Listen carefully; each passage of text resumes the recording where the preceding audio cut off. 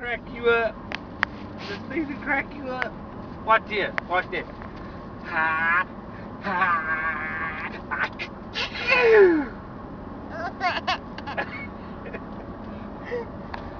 Ha.